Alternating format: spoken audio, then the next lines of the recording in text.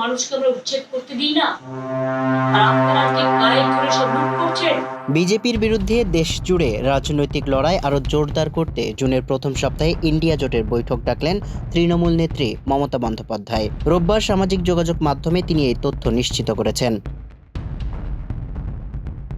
সরাসরি বক্তব্যে মমতা জানান, বিরোধী শক্তিকে এক মঞ্চে এনে কেন্দ্রীয় সরকারের বিরুদ্ধে বৃহত্তর আন্দোলনের রূপরেখা তৈরি করাই এখন প্রধান লক্ষ্য।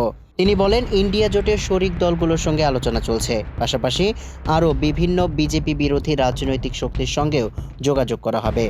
তার কথায়, বিজেপির মুখোশ খুলে দিতে বিরোধীদের ঐক্য আন্দোলন প্রয়োজন এবং সেই লক্ষ্যে এই বৈঠকের উদ্যোগ নেওয়া হয়েছে।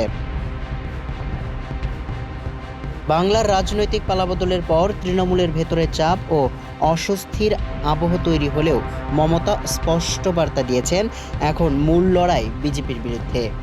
তিনি আলো বলেন, দলের কঠিন সময়ে যারা সরে যেতে চাইছেন তাদের নিয়ে তৃণমূলে চিন্তিত নয়, বরং আদর্শগতভাবে দৃঢ় কর্মীদের নিয়ে নতুন লড়াই গড়ে তোলা হবে। সামিউল ইসলাম, মানবকণ্ঠ।